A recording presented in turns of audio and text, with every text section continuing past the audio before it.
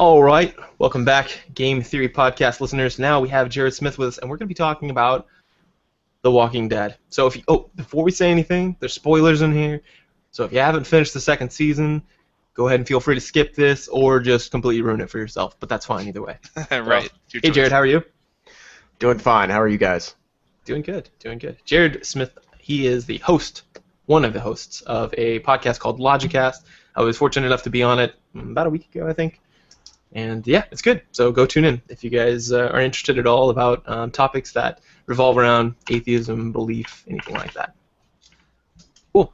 So Walking Dead, Jared, I take it you've beaten this game. Yeah, I think 3 times now. So all the way from season 1 to 400 days, and then to season 2. So it's every I kind of hate it. What I do is the first playthrough I play it the way I would if I was in that situation, because I have no idea what's going to happen. Then the other times I kind of cheat and get like the better endings that make me feel a little less like a piece of shit at the end of them. Yeah. Which that's a challenge anyway, because part of what I love about the Walking Dead universe is sometimes there aren't good, there's not a good choice to make. You're basically having to choose between, do I cut off my foot or do I cut off my hand? It's Right. It's just a really difficult. There are a lot of really difficult decisions to make, and in the real world, and how I would imagine an apocalyptic sort of future to look like. I mean, that's kind of how I would imagine it going. Yeah, that's the brilliant part about the medium, because we'll watch The Walking Dead on TV, or we'll read the comic books, or we'll read a zombie book or movie, and we'll just be the armchair like, no, you should have done this, you have to do this, and we know exactly what to do. But when you're in the game and you have that time limit to make the decision, suddenly it's not so easy, and the right decision's not so obvious. Mm-hmm. Yeah, that's one of the biggest advantages of this game. We try to get we've got a friend who's like a zombie expert, right? Like, he's played every game or watched every movie, read all the books. He's like the guy. But one of his things he does is he's always like, oh, clearly I would have made this decision, right? So we challenge him to play this game, and I don't know if he did it. Did he, David? No, he watches people stream it. He won't play it himself.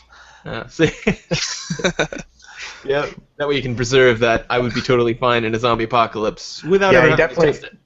Definitely sounds like he doesn't want to be held to like a sort of moral obligation to to any of his decisions. So right, much easier to second guess somebody else.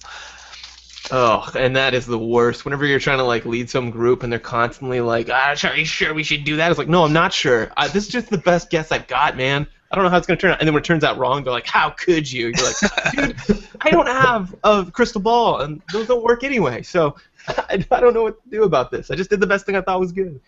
Oh, well. Ugh. The funny thing about that game is all the time it asks you, you'll get these people saying like, are you sure? Are you absolutely sure this won't go wrong? And you have to say like, yes. And I'm like, no, I'm not sure. I'm pretty sure it's going to be awful no matter what we do. That's never a conversation option. No, we're all going to die. Yeah, I don't know how I can do that. That's how I would be. I'd be like the nihilist little girl. Like, I would be scary. Yeah.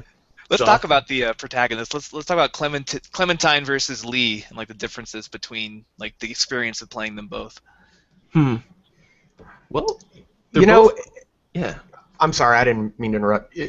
From sort of my perspective, what I found really interesting was that in the first season, you're spending a lot of time basically trying to protect Clementine, right? And then as you transition into the second season and you become her, what ends up happening is that you have to make decisions about survival at that point. It's sort of like, fuck everybody else, I can't worry about that. I have to make sure that at the end of the day, I survive. So whereas before you were playing a character that, had a role as a protector, now you're more of sort of like the enforcer of your own destiny, I guess. So, plus that, I don't know, man. I mean, I thought Lee was a little bit less annoying than Clementine. Yeah. That's interesting you say that because Lee was physically strong enough to where zombies aren't a huge threat. You know, they're slow moving. He could probably handle himself. And so to add tension, the developers had to create the Clementine character because now you have something to worry about. You have something that you could lose. I remember when the episodes were coming out, the second to last episode just ended, and I was just freaking out. I was losing my mind. I was like, I have got to get Clementine back. I was trying to explain to my girlfriend who wasn't playing the game how important it was that this little computerized girl was safe in my mind. Like, but she's not real. I'm like, no, she's not real, but I have to save her. I don't know what I'm gonna do, but I'm gonna kill whoever took her. And then you really have those like paternal instincts kicking in from that game. Whereas that was so cool. Yeah, whereas in the next one, when you're Clementine, you don't have anyone to protect, but you're so small that the tension's there just because, zombies could very easily take you out. And there's a lot of places where you almost just get eaten by a lone walker that Lee could have easily taken care of. Yeah, that was great how they contrast, like, they show you that, kids aren't safe in this because the other child of your buddy, dies in, like, at the very beginning of the game. So you're like, children aren't really safe here, so, I don't know, it made everything all the more, real. He was dumb as a bag of hammers, though, as his father. His own father admits, that he was a fucking idiot. So I mean, So did you guys end up shooting Ducky, or did you let the dad do it? I had to do it. Yeah, I did it. I did not want Kenny to live with that. I know, man. And you see that he breaks down anyway in the second. Kenny's not super stable to begin with. No, not at all. That guy, man. But how happy were you to see him in the second season? Whenever whenever it transitioned from chapter 1 to chapter 2, and then you actually see in the trailer before they released chapter 2, there were like 5 different people it could have been, So when I saw that it was Kenny, I was like, oh great, this fucking idiot again, So were you like buddy with him in the first season? Well, I mean, yeah, kind of, only because I didn't. Well, I mean, yes, because, Kenny's, again, he's a moron. So, and as Lee, I was like, well, this is sort of like the idiot stepbrother I never had, I never wanted. But he trails you along with that idea of a boat. He's like, I got a boat. We just got to get to my boat. I'm like, yeah, I'll be friends with Kenny. He's got a boat. And that fell apart.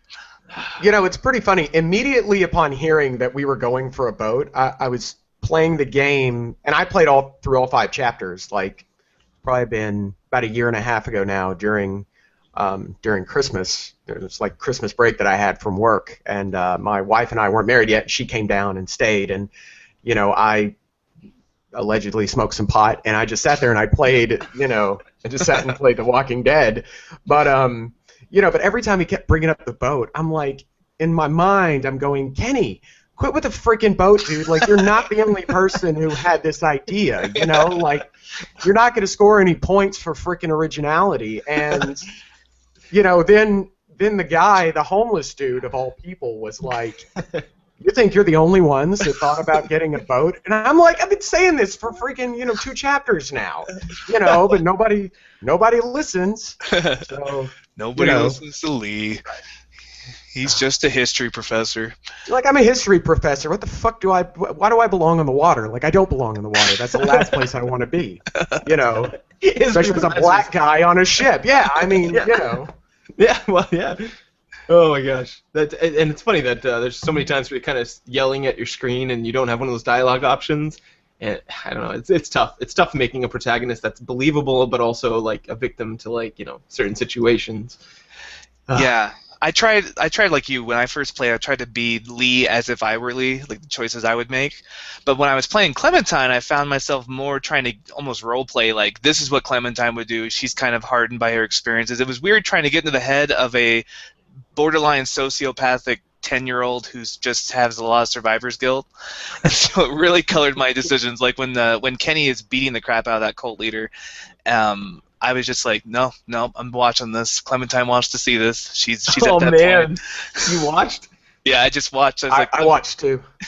This needs to happen. Oh, I still got, and that's one like the biggest pressing thing in the first season. It's like one of the themes is like, do you protect her or do you not? Yeah, and I think there was, I can't remember if this was in the game or not, but there's this idea of like old world morality versus like this new world morality, and like should we preserve the old world morality or do we just say F it, everybody's horrible and we're gonna be horrible too, Yeah, they even foreshadow it in the very first episode, the first one, when he says like the police officer says something like, I forget what he says, but he's just like, when people think they're about to die, they just lose their minds and they'll do anything. Huh. Yeah. Crazy. Like Arvo. Oh my God, Arvo. That fucking guy. Fuck That guy. David, like, you went crazy on that guy, and you were just a jerk to him right away, weren't you? Yeah, well, okay, at first I was like, yo, here, kid, keep your medicine. And then when he jumped me later with his buddies, I was like, you know what, fuck you, Arvo. Kenny can have his way with you. We're done. You and I are through professionally. Oh, man. What about you, Jared? How did you treat that whole situation? I mean, I took his medication at first. Because, well, for me, I was like, look, man, we gotta, there's a pregnant woman here. I mean, yeah, this guy's got the brace thing going on his leg. Chances are he doesn't run very fast. He's probably not going to last out here very long anyway. So, not that I'm an ableist or anything, but come on, it's a freaking zombie apocalypse. If you can't run, you're screwed, I mean, cardio, Right. And so anyway, so I took the medicine and was basically like, all right, man, get the hell out of here. And then later, when all the guns and stuff were pulled on us, and Kenny kind of started having his way with Arbo, I was just like, dude, look, I'm not saying I agree, man, but I mean, you're not going to hear any sort of resistance from me about, beating the shit out of this moron. So, That's really interesting. I went a whole different way. Well, I mean, I also took his medicine, but like, because to me, I was like, I don't know if this guy's got a sister. Anyone out here will say anything to keep their stuff. So like, but I definitely demonstrably, you could show them. Look, there's a lady right there who is having a baby. I'm not lying. And it's kind of an immediacy thing. So I was like, dude, I gotta take that. I'm sorry, I gotta take it. And so I took it. And then when he shows up later, I kind of felt bad because I was like, yeah, I did take his medicine. I didn't know like David didn't take the medicine. He still acts like a jerk. I didn't know that. So I was like, this guy, oh my gosh, of course. And then, so I was like really nice to him. I was like, come on, Kenny, don't beat him up. And I was being all nice. And then we meet his group and they shoot at me. And I'm like, yeah, but maybe he's a pawn, man. Like, I had this guilt of stealing the medicine. I felt so bad. So the whole time I was protecting him. So when he shot me, dude, I got visibly angry behind my monitor. I was like, oh, you! I was so mad. Why did they give him a rifle? I know, Mike. Come on, man. Mike. And I loved Mike. Mike was the chosen one, dude. I was like, all right, this guy has the potential to at least be sort of like a surrogate father figure to my Clementine, And then he turns into a huge freaking jackass, and he's being led around by Bonnie. I mean, I'm sure that they were stooping each other. But why give Arvo the gun? Like, what? There's one gun, and you're like, you know what, Arvo, you probably should hold this. You seem Yeah, the guy's been treated like shit by this group. Give him a freaking gun. What could go wrong? Yeah. Felicia Day reviewed Walking Dead, and I think she said it best. She said, if you're on Team Arvo, you are 4chan. Yeah, that is, yes. 4chan. Oh my gosh. That guy, man. So and for listeners who haven't played the game, I guess that may be quite a few of them, because if you have played the game and you haven't beaten it, you probably tuned out. And if you have played the game and beaten it, you know what we're talking about. But if you haven't played the game, then there's this guy. You meet this guy. He's disabled. He's got a bag of medicine. Poor guy just walking around. But you've got this friend who's having a baby, and you just have to decide whether to take his medicine or not. And then he ends up just totally stabbing you in the back. F that guy, man. Like, and they pull in your heartstrings because like he's got like a that leg with the brace on it. He's got the Forrest Gump brace. Yeah, and he's all speaking the broken English.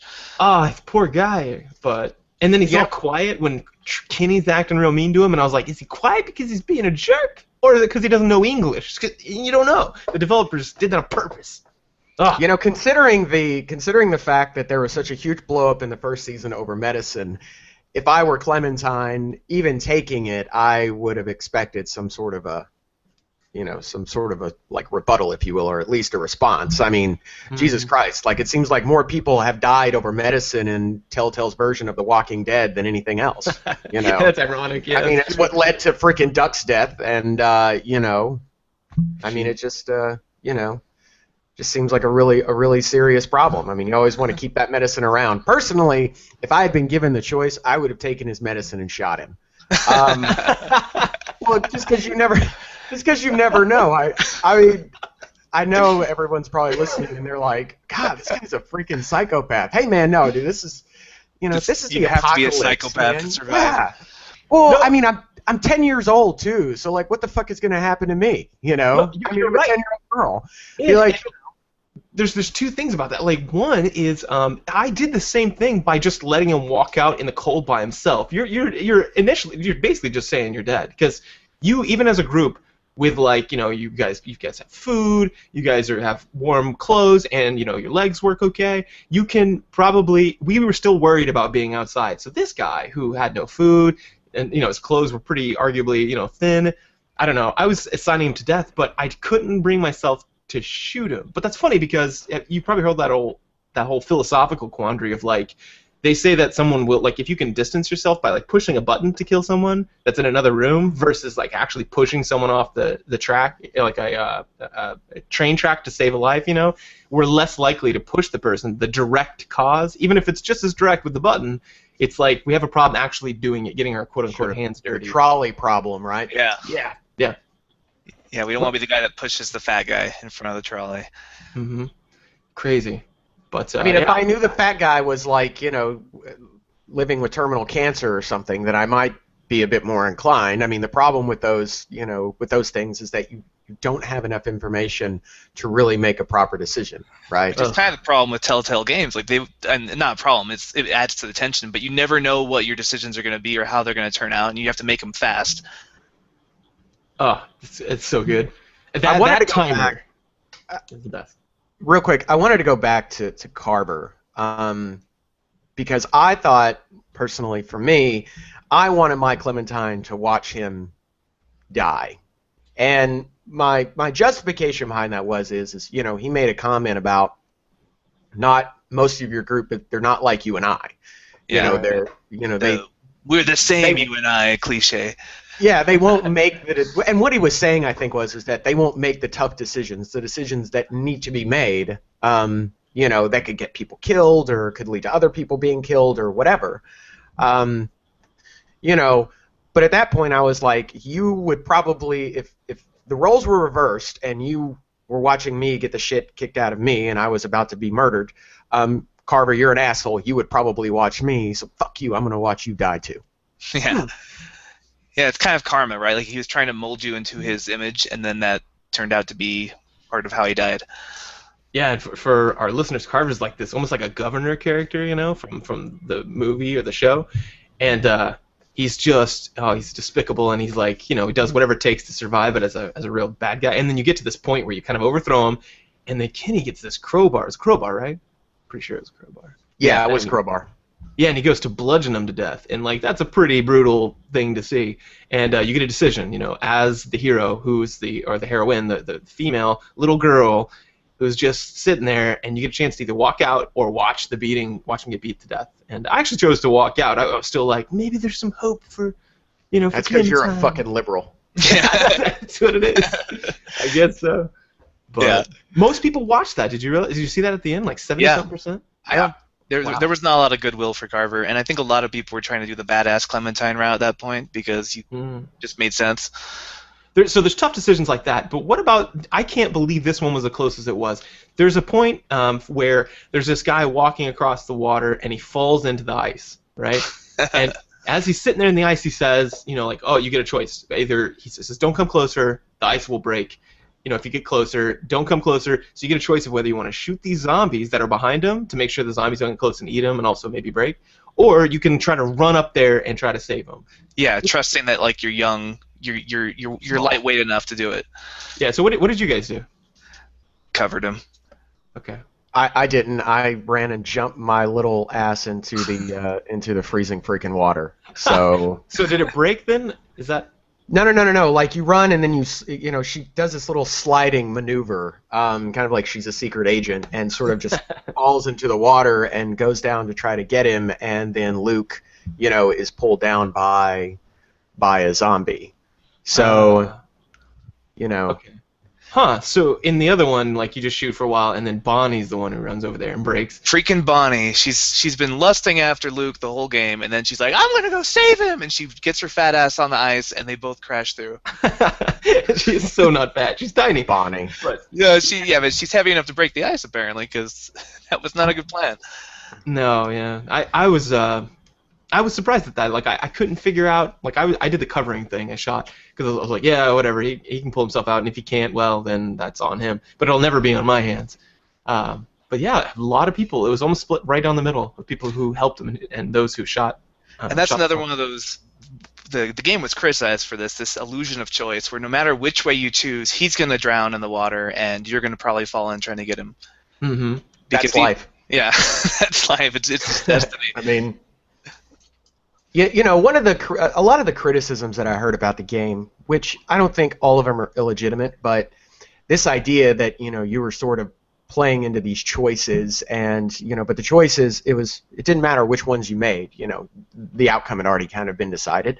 That happens in life too. I mean, it really does. You know, I think everybody has this idea that, you know, in life, and then translates sort of into video games, that if you have two different choices, then both of those choices are going to lead to entirely different outcomes. And sometimes it's just not the case, because, you know, reality in a lot of ways, and we know this, we experience this all the time, you know, is kind of outside of our control in a lot of, you know, in a lot of situations. So, you know, so even though I understand what they were saying, that they wanted this interactive game where these choices, you know, led to all different outcomes, the fact of the matter is that life doesn't work that way. So I don't think the video game should work that way either. Yeah, except I mean, Telltale starts every game saying your choices matter; they'll affect the story, and then they don't. Like, it's true. We like to trick ourselves into thinking that we have agency and that we can make a difference in the world and in our own lives, and we usually don't. But it's kind of setting it up for disappointment if you start the game that way, and then turns out you don't really have that many choices until the end. The last episode really had some choices that did matter. I would kind of disagree with you, and the reason why is it does affect the game world, and that's what it tells you. I mean, it, you know, yeah, it does say, you know, that your behavior or whatever, you know, has an effect on the story, and sometimes it does, or does in really small ways, not really big ways. But a lot of it's all about the group. Like, the entire thing that Kirkman created was a world where it's all about the hard, moral, difficult choices. It's all about having a group. It's all about interacting with other human beings when things go to shit. And, you know, so that's really the biggest part of what is affected. It's not just the story itself, but more your interactions and the way people, you know, in the group view your decisions, you know, view your morality. Huh. That's true. So even though the characters are going to die no matter what, but how they treat you for the decisions you make does change depending on your story, on your choices. Sure. I mean, because you have to look at it like you're telling yourself. That's really what you're doing. You're telling yourself your own story. I mean, you know, so it's like, what kind of person do you want to be when, you know, when you're the one directing the narrative? Yeah, I guess so. So I noticed something kind of interesting too, the way that the season 2 and season 1, like the differences between them. Remember in season 1, what was that town where they were just getting rid of all their like weak people and only strong people could survive? Didn't it start with an A or something? Yeah, it was like they one of the girls, like her sister had diabetes and they killed her and then she left the town, and then you go back in there and it's been overrun by zombies. Oh, man. Yeah, I know what you're talking about. I do too. I'm trying to remember the name of it. Yeah, I can't remember. But what's interesting is we're supposed to hate those people because they were like, no, only the strong survive. We get rid of the weak. And then we get to season 2, and they give us 2 characters who are pretty disabled. They give us Sarah, who's got crippling anxiety, and they give us Nick, who's like suffering from depression. And they kind of do everything we can, especially with Sarah. They do everything they can to kind of make us hate that character of Sarah. They kind of make us turn into that town from season 1 that we hated, because we're just like, oh, she's dead weight. Why are we dragging her around? Why do we have this pregnant woman? Why do we have this girl that's going to get us all killed? Like, they almost are trying to like turn us like into into the void that we stared into until the void stares back at us, kind of thing. Huh, yeah. That is weird, yeah, because I definitely had contempt for that little girl, Sarah. Not at first, when I first met her, I was like, she's great. But then, man, she just lost it. She does have crippling anxiety. She just sits there. And you're just thinking she's gonna get everyone killed. Why are we putting up with her? When she fell at the end, because she's one of those characters that's gonna die no matter what you do. Mm-hmm. When she fell, I didn't make a move to try and catch her hand. Like, I know you could have, but I was like, nah, it's probably better for everyone if she falls at this point.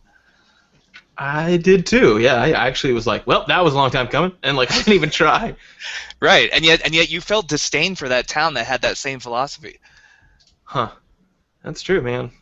Yeah, I actually did everything I could to try to save her, and it, I guess my logic behind it all was that had Lee treated me that way when kind of like ignored me or not cared about whether or not I lived or died, you know, I probably wouldn't have survived, without him. I mean, I remember I think it was actually I think it was the last episode of season 5 where they're in the attic after the zombies.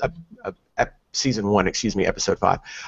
When they're in the attic and everyone's kind of talking. No, excuse me, it was chapter 4, and when Kenny and Lee go upstairs and find the kid that's starving in the attic, and then Lee goes, Jesus, this would have been Clementine, Right. had I not saved her. So the way I was looking at it was I personally, and I'm not a doctor, Jeremiah, you know this, but I thought that the chick was autistic or something. I thought that she had just she was seriously disconnected from reality.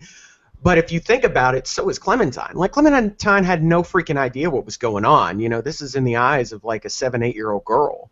She has no concept of what's going on around her. I mean, the only thing she's doing is she's just taking direction from Lee, and Lee didn't have any fucking idea what was going on either. So, I mean, it's like the blind leading the blind and the deaf and the dumb, So, so my position of the whole thing was I'm going to take care of this chick. I'm going to look after her because everyone else is being a total douche to her. And, she's a liability, yes, but I was also a liability in the first season. And now I'm no longer that liability because I managed to grow, and maybe I can do the same thing with her. In the end, it was a big fucking waste of my time because, I mean, the idiot ended up falling off and dying anyway. And I sent, what's her name? Sarah, I think, not Sarah, the other Jane? girl. Jane? Jane, yes. I sent Jane to go and sort of retrieve her. And then when she came back and she didn't do it, I kind of bitched her out for it. And, yeah, you didn't do enough to save her, and any people cared about her. So, so anyway. Yeah, the game did a good job of paralleling that. They gave you a chance to teach her how to shoot a gun, just like Lee taught you how to shoot a gun, and give her survival tips and give her little pep talks, you gotta toughen up, you gotta survive in this world. They give you a lot of chances to be the lead figure for Sarah, but in the end, yeah, it was a waste of time. She ended up dying inevitably. Yeah, I tried to foster her too for a while, and I just felt like despite all that, I didn't have much hope for her. It's kind of like if you found a baby bird, out on the side, your sidewalk, and it looks bad, and you do everything you can, but you're kind of I don't think it's gonna make it. And whenever she kind of just sits there, the last interaction you have with her, she's kind of sitting at this camp or whatever, and you try to talk to her, she won't say anything. She just completely shut off to the world. I was like, yeah, that's not. There's two ways this could have went, and she's definitely doing the one way that's not gonna lead to a good thing. So when she died, I was like, that's cool. It's gonna happen. Peace. When you're in those campers, those trailers, and she's about to get everyone killed because she won't come up and leave, and you're just this. In my mind, I'm thinking the same things. I'm I want to protect her because once I used to be like that, but at the same time, the out of character non-Clementine portion of my mind is thinking this girl is gonna get somebody I actually care about killed. Yeah, I mean it's always sort of a fine line, I guess, between at what point does the help become detrimental to the rest of the group? Right. You know what I mean? That's really what the big question is, and it's always hard to. I think usually it's hard to distinguish between or determine where that line is. And Jeremiah, by the way, I did want to point out the fact that you just kind of left this obviously traumatized girl. I'm glad that you're going into research and you're not going to become a psychologist responsible for doing therapy. That would be awesome. About that. Yeah. That sucks. But I wouldn't have a job in the zombie apocalypse because I think you would have a great job in the zombie apocalypse. There would be no shortage of people that need therapy in the zombie apocalypse. Yeah, but they would just be shot and or taken out and left somewhere. So I don't know, man. I feel it's difficult because I noticed that a lot of the leadership styles that's required in a zombie apocalypse or whatever, even in war, you have to have a non-dissenting group who just who isn't allowed to really question your thoughts because it's life or death on the line, just like in combat. But the difference is in what that does is that causes people to get polarized, right? So either you're with the group or eventually you're going to leave the group. Whereas like a democratic way of going about it, like asking questions, polling the audience, that kind of thing, like, what do you guys think? And hey, let's get this. That has more of a it will solidify a group and keep them together more, but it takes time and it takes effort and it gets just exhausting because everybody has an opinion on what to do about a can of beans or something. It's just and I don't. Whenever I see people like slowly but quietly, just because they're shouted down, in a group, it's like no, we don't have time to think about that, whatever, and they slowly start kind of de-identifying with the group. It worries me because I'm like, oh, that person's a liability. So I don't know how I would do as a leader in the zombie apocalypse, man. It's difficult. So going back to that, when does the help become a liability to the group? That's what the really good, useful thing for the writers to add, because she has that story about her old group where that one guy was pinned down and he's like, no, leave me behind, and they kept sending more people to try and get him out, which paralleled like that World War I story where the guy's in the trenches and they lost like 5 people trying to get him out of the trench. All right. He was wounded. So like they ended up losing so many people just for a guy who ended up getting bit like the next day anyway or something. So like it was a really nice parallel for Sarah, I thought. Well, to Americans, that's like a big deal. Like we have this like sanctity of life thing. So like in combat, for example, no soldier gets left behind. Exactly, no man left behind. So like if someone's being like shot out of cover, if you're in cover, you are expected to. In fact, you are required to go and try to get him, no matter what the cost is. It's a little crazy, but it's It is crazy considering we're pretty much all bags of freaking water. I mean, you're risking your consciousness to go and and rescue, quote unquote, someone's non-functioning bag of water. I mean, it's just really weird. Personally, I wouldn't, and this is just me. If someone's dead, and they're like left behind, it's like, fuck it, move on. I mean. Yeah. It's the sunk cost fallacy, right? You're throwing good money after bad. You're throwing good lives after bad. Like usually in those stories, the guy that's pinned down is dead either way. Right. And yet, any glimmer of hope, it's like if I was there, I'd be like, please come help me. I don't want to be taken and beheaded or something. It's just if you're not, if you're still conscious. Right. I don't know. Crazy stuff. But yeah, and I wouldn't want to be responsible for sending anyone to die just because of what I might believe about the human body. You know what I mean? Like, I wouldn't be comfortable with that. But, be that as it may. Yeah, it's tough decisions, man. Tough decisions. I wonder how they go about designing these things, these decisions. I don't know. Maybe they look at, like, philosophy, like big questions. I don't know. Or do they just, like, I don't know, stumble into it? Yeah, I can just imagine how those writing conversations go. Like, hey guys, Jane from accounting, why don't you tell me the absolute worst moral dilemma you've ever been in, and then we're going to magnify it by 15. We're going to make a 10-year-old girl decide which to do, and then we're going to put it into a fucking video game. I mean, that's the way I think that conversation probably went. So, would you steal the supplies from the station wagon? But remember, 4 episodes later, that guy's gonna be pissed that you did so. So think about that. Right. Oh my goodness. Amazing. Guy didn't need social media to be a crazy stalker. I mean, it's actually pretty impressive when you think about it. Yeah, he really went the distance on that. He just with the walkie-talkie. You gotta admire the tenacity, to be honest. One thing that was kind of weird about season 2 was how Clementine was the protagonist. So you have to make the player character make the decisions, or it's not fun to watch the other characters make all the big decisions. But when you're Lee, that makes sense because he kind of has this natural leadership to him. Like people kind of turn to him anyway. But when you're Clementine, there were a lot of places where they're like, "Come on, Clementine, you're the only one that can do this." I was like, "I'm a 10-year-old girl, you psycho. I'm not going to be the one that has to make this call." Yeah, it's funny because like in a situation like that where things kind of fall to like almost barbaric standards, you kind of get a barbaric system to elect leaders. That is like the most able-bodied individuals will end up making the decisions because they can, I don't know, like it's kind of like a war band mentality, because it's like keep us alive in the trenches. And yeah, it really didn't translate. It did with Lee because he's a big dude. He might be a history professor, but he's physically imposing, and so he's pretty tall and he seems strong enough. He can climb. He's also things. one of the only people who has murdered a person before the zombie apocalypse. Right, right. And with Clementine, it was a weird transition because I was like, I don't know, dude, because they're like, only you can do this, Clementine. I'm like, why? Why me? I'm a little girl. I don't know. It's You know, it was like what Chuck said to Lee on the train when he goes, you know, there aren't children anymore. Like, you know, either you're alive or you're not. That's like nobody's. They're not tall or short or young or old or anything. Either you're alive or you aren't. Which that theme kind of resonated throughout all of the rest of season 1. Kind of after that point, you know, and Lee stopped being such a whiny kind of bitch about, you know, like Clementine accepting some responsibility and doing things. You know, right after that conversation, like you can see that's when the switch happened. You know, where she started becoming like, I've got to start making decisions, and then it, you know, sort of all compounded when, you know, she was forced to make the decision between leaving Lee or killing him. By the way, what did you guys choose on that? Oh man, I left him. Yeah, You Lee's a, fucking piece of shit. You left him? Lee's a zombie in my world. I couldn't put that on Clementine. Yep.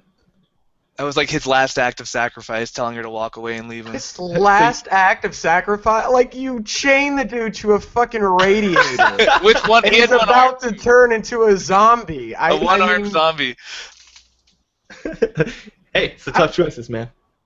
Man, if that had been either one of you, you would have been like, please kill me. Because you have no idea what form of consciousness you might be in being a zombie. Like, you could be in pain. I mean, that's one of the big deals people don't think about. You know, it's like, Yeah, well, you I'll could be just leave trapped me here. inside that. Yeah, but you don't know, like, what that experience is going to be like. You know what I mean? Like, maybe you're still feeling pain, you know, that your senses still function to some extent, so you're still experiencing pain. And, you know, I mean, imagine walking around with, you know, no jaw. No arm. No arms, no jaws. Probably in pain. You know, probably in a lot of pain. That's what I'm saying. That's why people are like, fuck it, man. I don't want to take the chance of, you know, experiencing all this crap. And even worse, you know, imagine like attacking a loved one and not being able to stop yourself from doing it because you're sort of trapped inside of this cage. You know? So we just don't know enough about what would go on. So I mean, I think it's kind of cruel to you know, it's like shooting a dog that has rabies. Like, the dog can't freaking help it. But the dog can't control itself either, so that's why you kill it. You know? Yeah. And It's definitely not the logical decision. But like I said, by that point in the game, I was so irrational about my like protection for Clementine. Like, probably in the long run, it would have done her better to kill Lee because she would have learned that that's the best thing to do in that situation. But I just was not thinking straight. That was just not a smart decision. I was thinking with my Lee paternal instincts and not my rational brain. That's an interesting question. You mentioned that Chuck was talking about you're either alive or you're dead in the zombie apocalypse, and I don't know. I've thought about this, you know, probably more than people should. You know, this either you're a big zombie fan or you're not. And I thought about that. Do we want to go back to like an archaic system of like, you know, well, women can, like hunter-gatherer, you know, women stay at the, you know, the circled wagons and we run out and, you know, risk our lives because, you know, it just so happens that males tend to have more strength because of testosterone and that sort of thing, or do you just say no? Everybody gets the same shot because, you know, it's very real that you're either dead or you're not. In which case, everyone's life is equal. I don't know. It's hard. yeah, I mean, and even going with that, you know, with the men versus women kind of thing, and I really don't want to make this sound sexist at all, but the fact of the matter is that, and you know this, Jeremiah, right? That risk assessment in men develops later on than it does in women, right? And so this is, from what I can tell, this is like an evolutionary benefit because, you know, allowed the men to go and take risks out there to, you know, get food and, you know, and I mean acquire resources and that kind of shit. And then for the women, obviously, to understand risk a bit better so that way they could care for, you know, for the next generation, right? Right. You know, it's not really, in my opinion, about going back to like this archaic form of morality. I think it's more or less about creating a system where you can judge people and, you know, decide if you want them to be in your group or decide if you don't, because you want to create the ideal society, but it has to be on like a really small scale. But you can't create the ideal society if you don't have a way to you know, to sort of interview those people, or at least to have a standard by which you interview them and then decide to either kick them out or include them in the group. Does that make sense? Yeah, one of the biggest things that I kept screaming to my monitor, you know, yours you said was, you know, the fact that like Earlier on, you were like this Arvo guy, he's crazy or something. For me, it was boundaries. I was like, no, guys, boundaries. You need rules. You need things that's like, nope, these people don't meet the rules. And of course, Telltale would obviously push that, because if it was like, women stay at home, would you leave Jane at home? She was a badass. I wouldn't. It's those sorts of challenging them. But you definitely need rules of like, if we see medicine, we will take it every time, or like things like that, because otherwise you get these like gray areas, and then people get, there's like, there's no agreement on that beforehand, and they get mad, and I don't know. I kept thinking they needed like rule sets. We take people on in these parameters, and under these, and within these parameters we don't. That kind of thing. So I don't know. It's so difficult because you're kind of just making it up all as you go along. Oh, man, and you're a little girl. Yeah, but I mean, Rick tried that in the show. I don't know if you watched the show. I assume you do. Yeah, we don't kill the living. Yeah, Rick tried that, and Rick is like that alcoholic friend of yours who keeps going back to AA meetings, and he's clean for like a month, and then ends up going on a binge. I mean, for no reason other than like Cowboys football is on. Like, Rick is exactly like that, in the sense that he's all like, I don't want to be in charge. I have to be in charge. I don't want to be in charge. I have to be in charge. And every time he gets in charge, he's like, guys, this is going to be a democracy, and da-da-da-da-da. And then, like, a month later, he's like, this is a Rick-tocracy. And, Yeah, it's the Rick cycle. He goes from dictator to president to farmer. Yeah, like, and I'm not putting up with anybody's shit anymore. So we're going to do it exactly the way I want to do it, and then stuff gets really hard, and Rick is like, I quit. Going back to farming, guys. Herschel, you deal with it. You deal with it. I can't grow a beard like you, so, everybody listens to fucking Santa Claus. Yeah, so, in the zombie apocalypse, the beard is your symbol of authority. It is. It is, I guess. But that's like the way Rick is, and I think unfortunately what happens is that he changes his mind too goddamn much. So I agree with you, Jeremiah, that if you like set rules and you're like, no matter what happens, we have to follow these rules every single time, regardless. And the problem though is that whenever you establish some rules, you do it with the understanding that some of the people in the group are going to violate the rules, and then you're going to have to punish them. Yeah, that's the shitty that's thing. the problem. Right, that's that 300 days later problem with the group of survivors where your friend steals the food, and you're like, well, now you got to kill your friend. That's the rule we agreed on. Exactly. Yeah. It's that's the worst. I hate. Okay, so anyone who's been in a leadership position multiple times probably has run across this multiple times. It's like these people, and you just like, really? Did you really? Why? This is on you. And they're like, why would you punish me? And you're like, I have to. Why would you do that to me to make me enforce this rule? This rule was meant to be a protector of this behavior, protection against this behavior, not to like punish people afterwards. It's so tough, like if anyone steals food, for example, we will shoot them, and then they steal it, and you're like, this is on you, man. This isn't even on me. I have to shoot you, but you're an idiot. Like, we all agreed that we had to do this. It's horrible. I just get mad at the person at that point. Ugh. Yeah, and I agree with you, by the way, that it's never like a personal thing, you know what I mean? Like, I'm not making this personal. You made it personal when you made it about you and about what you did wrong and about how you violated the rules. But that's because everyone thinks they're the exception. Yeah. That their reason is the exception to these specific rule sets. I mean, and you know this from a psychological perspective.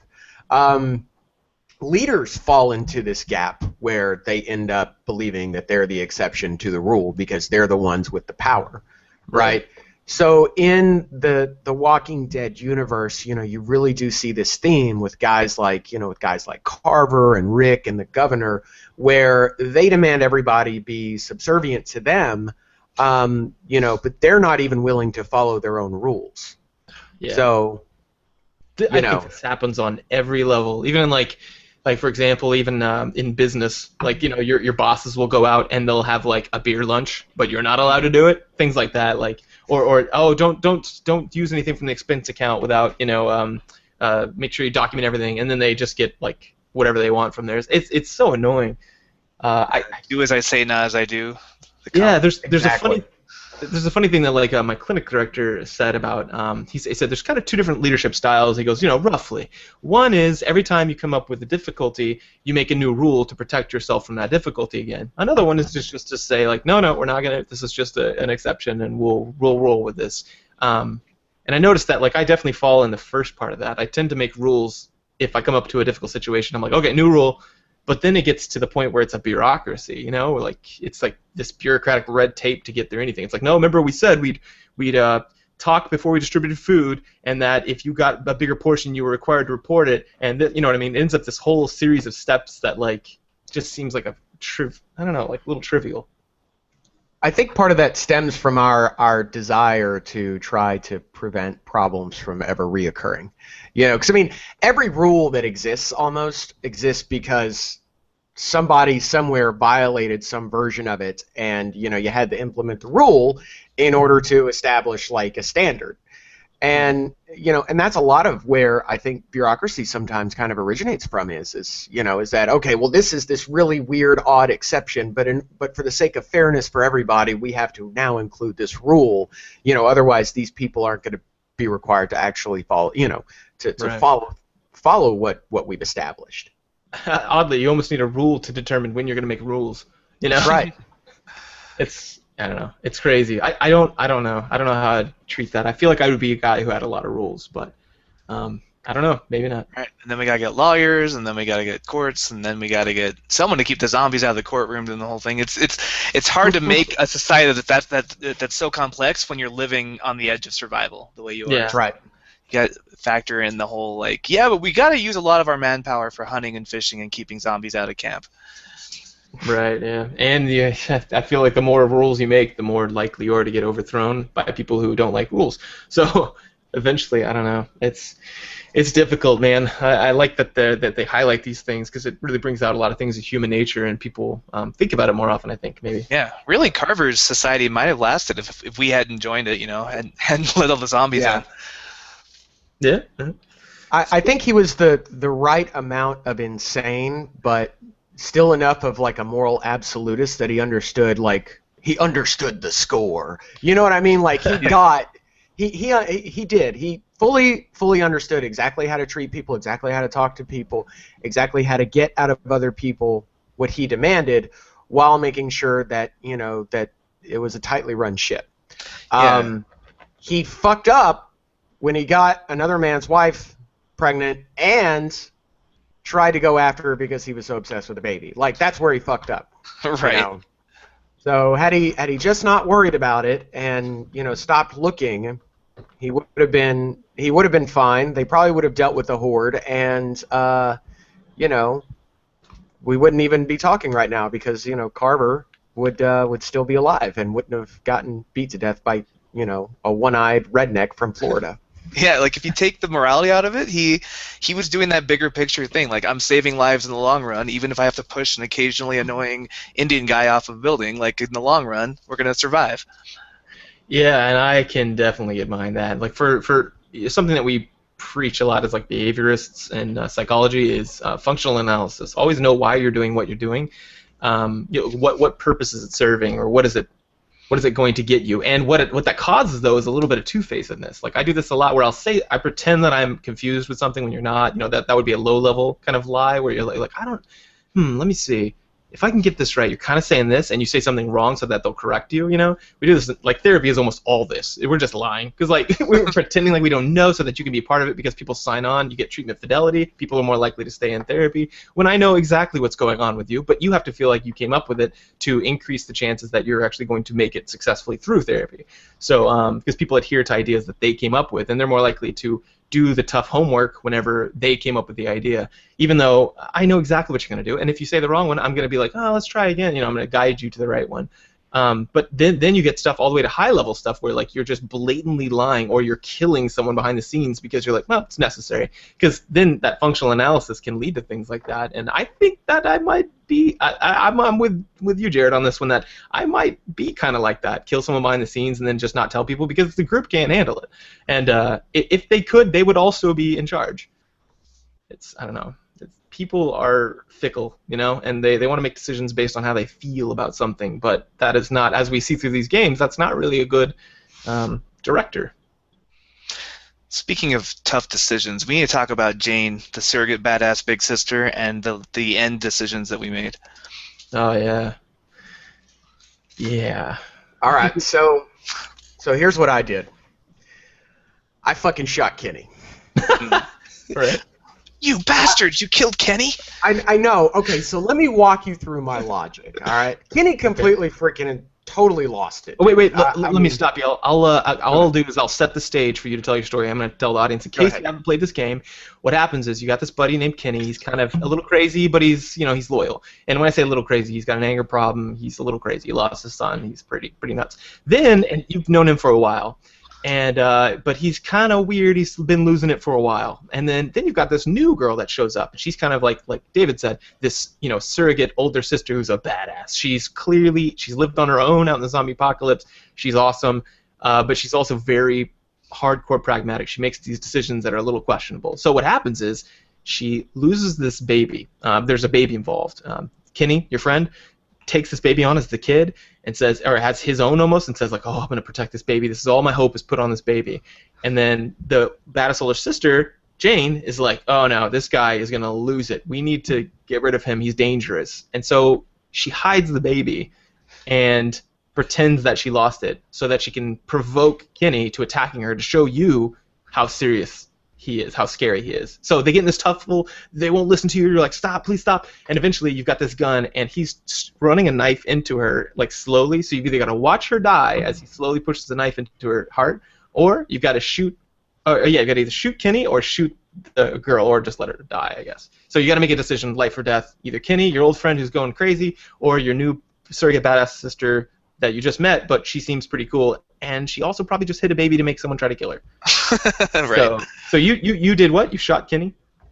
Okay, so initially, yes, I shot Kenny. I didn't want to, but I'm sitting here thinking, I can't let Kenny murder this girl, because that's what he's gonna do. He wouldn't want to live with that once he'd cleared his head. No, and I mean, not even that. Like the guy just lost it. Yeah. I mean, he just gone off the freaking rails, dude. Like it was so bad that there were a couple of times when I would go and talk to him, I would like do an internal eye roll because I'm like, oh god, here we fucking go. I got to deal with emo Kenny again. Jesus, dude. Why don't you just lost two families? Move on. Yeah, I mean, bro, like let's go get like a Fall Out Boy record and some candles and put you in a in a freaking bedroom somewhere with your poetry or something. Like it was just so annoying, dude. And so toward the end, I just knew that was how it was going to go down. So so I freaking shot Kenny, and then Jane like gets up like all chipper and shit, and I'm like, no. What the hell, because Jane? Whenever I found the baby, I was pissed, dude. Like I was like, I just shot a man who has looked after me. Yeah, like a guy who has looked after me, who has lost everything for nothing.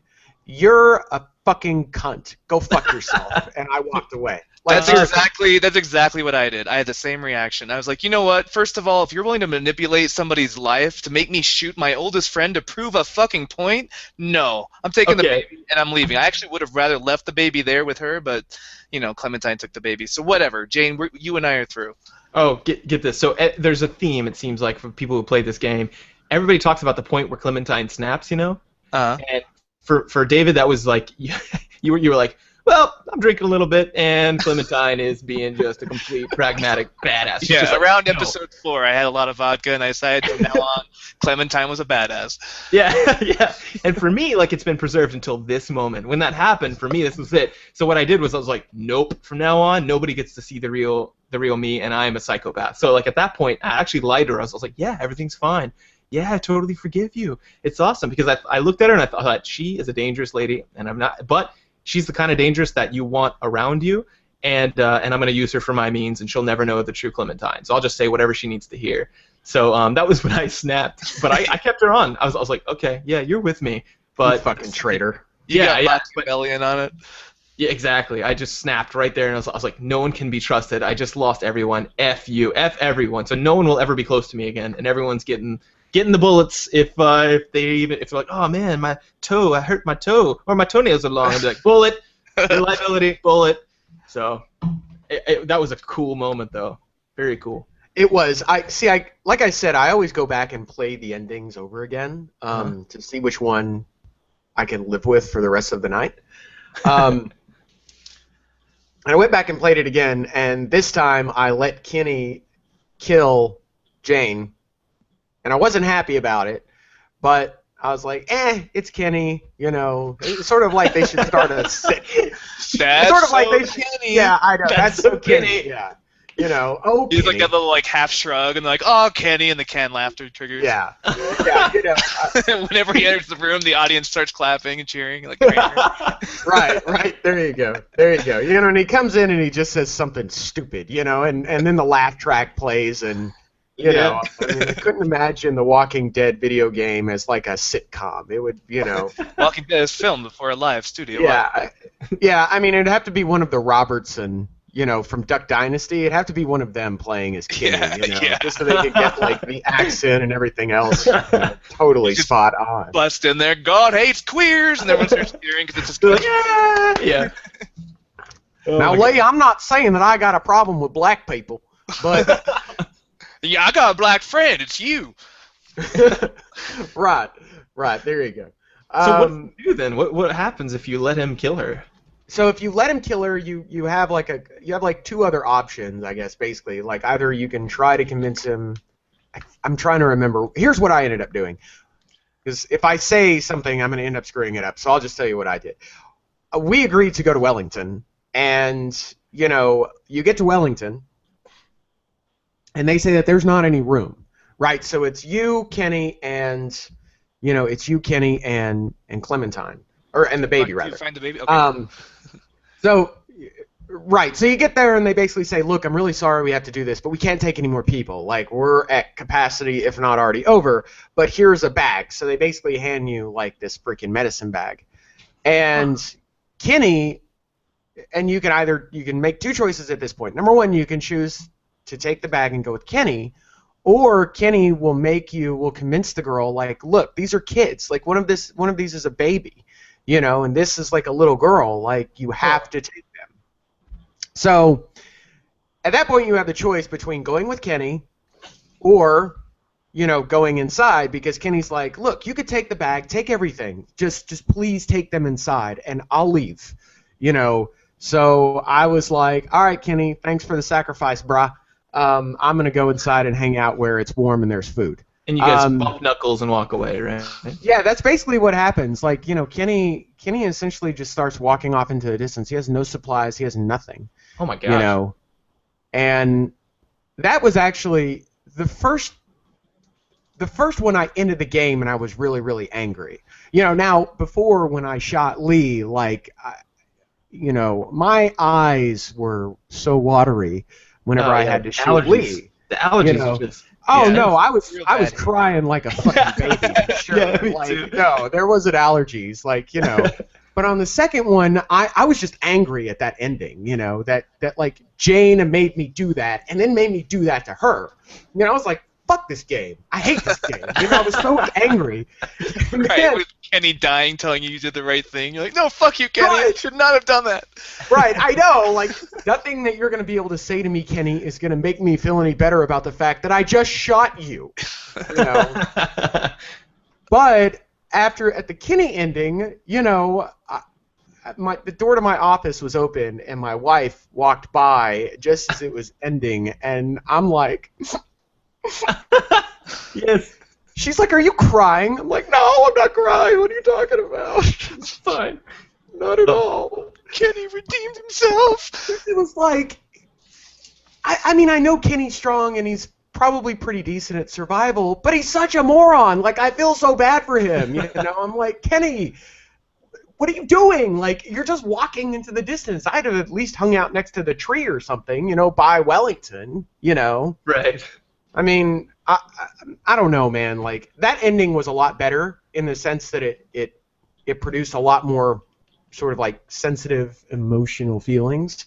Mm. But I honestly think the first ending that I did, where I shot Kenny, told Jane to go F herself, was a lot more like in line with what I probably personally would have done. Wow. Yeah. It felt more, although it was kind of like this road warrior, like Clementine, the last of the survivors, smearing zombie blood on a baby. Like, it was pretty dark, the ending. I Yeah, remember no walking away shit. thinking, like, ah, shit, Clementine, what happened to you? Uh, that is weird. Those are completely different endings. I wonder how they're going to tie all this together. Because Yeah, the one I season chose, where I three. went with her, you go back to that place where Carver was. You go back to that place, but it's all cleared out mostly because of the zombies. And you close the doors, and the last thing you see is a family walking up to you. There's a kid and a mom and a dad, and they're like, "Oh, let us in. We want in. We finally found this place. We got nothing." And you have to decide, are you gonna let them in or not? And of course I did. I was like, "Well, we need a group, and I'm gonna use everyone anyway. So yeah, come on in." And she's like, "Are you sure?" And then you get to say, finally, a dialogue option is, "No, I don't. I'm not sure of anything. I'm just gonna do the best I can." I was like, "Yes!" And I clicked that. And then when they walk in, though, you notice that the guy has a gun in his back pocket. He's not trying to hide it or anything, but it's like, uh-oh, here we go. We gotta come up with rules. So that's a totally different ending than any of those other ones. Well, I wonder how they're going to tie it together, or if they even will. I mean, there's a possibility that we'll move on to new characters in season 3. Mm-hmm. But at the same time, you remember at the end of season 1 where you had like this option to stay out of cities or go to the countryside or go find the boat or go find like Krista and Omid. And I remember the conversations back then where, well, there's no way that we're going to have a season 2 of these of Clementine being the protagonist, because there were too many different things that could have happened, like too many separate endings. Hmm. And then you see Clementine, like, at the end of the credits, you see her, like, she sees 2 people and she starts walking toward them. You don't know who they are, you know. So in my opinion, Telltale will probably choose that you took one of those endings, or they'll advance it to such a point, like a year or 2 years later, where you're, regardless of whatever you chose, you're in this new scenario now, right? Yeah. So, but I like I said, I also think it's very possible that they'll just move on and create whole new characters. I mean, because we've sort of got to the arc, haven't we? The story arc of Clementine. Yeah, I feel like Maybe? she's It's kind she's of reached over. the end of her journey. Like, especially the ending we got the first time with the baby and the blood, and she's done. She's Yeah. become the badass she was meant to be. Although I think with these games you have to, like we were talking about before, I think you have to let go of the idea that like all these choices are going to matter and branch off into different storylines, and just embrace that Telltale Games, what they do is they tell a good story and you get to like experience the story with them, and just let go of that illusion of control. Yeah, that sounds good. That's a good strategy. I hope they do use someone different, because yeah, there's not. I think we've all snapped at this point. Even me, who was holding off for a while. So like, there's not really going to be any interesting choices at this point. It's like, yeah, whatever. I'm going to do whatever's best for me, and the boy with the bag shows up this season. I'm taking it, and then I'm shooting him. Like Jared was saying. I think most people will align that way now because they put us through such hell. It's like, okay, we get it. In this thing, there can be no innocence. So I hope they do something different with new characters. Yeah, we'll end up playing Sarah. She survived somehow. Yeah, I mean, there's just nowhere else that you can really go. Like, you've come to sort of the end of your moral choices with this character. I mean, in the television show Walking Dead, like, they have a lot of different characters, all of whom have to make their own separate moral decisions. Mm-hmm. With a video game like this, you only have one real character, and you're sort of seeing her reality or his reality, and how your personal choices affect everybody else, not really how their choices affect you. So the pool is a lot more limited than it is for, the survivors of Rick's camp, for example, and all the little relationships and, sort of idiosyncrasies that they all have, with regard to their past and their future and how they currently feel about X, Y, or Z. So I almost think that that they designed this on purpose, that there were so many potential endings because you have to create a new character, or a new set of characters, in order to tell a unique story in the same universe. Wow, yeah. I think it would be a powerful way to let off, no matter what they did. The ending that I got was a little less of a powerful ending. I wish they would have done something like they come in and then I don't know. They get in and you have to make some decision right then. I don't know. But all the rest of them, that's a pretty good place to leave off. Mm-hmm. It's pretty crazy. Yeah. So The Walking Dead. It's pretty interesting stuff, and it lets you play out your all these, or it gets to test all these people who are like, I know what I'd do in zombie apocalypse. I wouldn't have a problem. So obvious what you should do. That's how they talk, all of them. Yeah. I mean, coming from the guy who probably overdrafts his account every 2 weeks, Yeah, exactly. No problem. Why can't they get their shit together? Very difficult moral decisions, no fucking problem. Making sure I have enough money in the bank when I swipe my debit card, very problem. Yeah. Well, cool. Any other thoughts before we get off of here? No, I think I'm good. Okay. Cool. Yeah. Well, I'm looking forward to season 3. Any news on when it comes out? No. Telltale, I think, because they're working on that Borderlands prequel. And the Game of Thrones. And the game, I keep hearing about the Game of Thrones thing, but I haven't seen them publicly come out and say that they're working on a Game of Thrones, video game. But to be honest, like, their platform would be perfect for the GOT world. Yeah. I mean, it would be literally perfect. The problem is obviously they couldn't do any of, like, the main characters. Like, they would have to do side characters. Right. I mean, just inside of the same world where maybe you affect certain things and maybe you don't, but you wouldn't really be you wouldn't be a major player, Yeah, they announced it back in 2013 in December when they announced Borderlands. They did them both at the same time, so they'll be making it eventually, but I don't know when. Okay. Sometime this year, hopefully. I know they did say that they were going to be doing a season 3 at this most recent whatever convention they were at. I guess, was it their own, or like Blizzard will do that, but Yeah. yeah, like they basically said, yeah, we're going to be working on season 3. Walking Dead's definitely coming. I mean, they have to now because they have such a large fan base behind it. And I mean, I think that I remember reading they were contracted to do like continuous seasons, like every like 18 months. That was the deal in the agreement. So, Oh, that's a good deal for me. I'd love to see them keep making seasons. Sounds good. Yeah. yeah, ditto. Well, I'm looking forward to it. But well, other than that, thanks for coming on. People can find you where, Jared? Facebook.com/Logicast. That is the Facebook website for our show. You can also go to Blog Talk Radio blogtalkradio.com/Logicast. We're on every Thursday, 8 o'clock p.m. Central Standard Time. We talk about anything and everything related to politics, history, religion, science, philosophy. So yeah. Yeah, listen live. It's fun to listen to these shows. Most of my podcasts come in like after the fact, but it's fun when I can catch the live episodes because you feel like you're like in the conversation. So tune in Thursdays. Sounds good. It's pretty fun. Thanks for having me on, guys. I really enjoyed it. Of course. But all right, then that will bring us to the feedback section.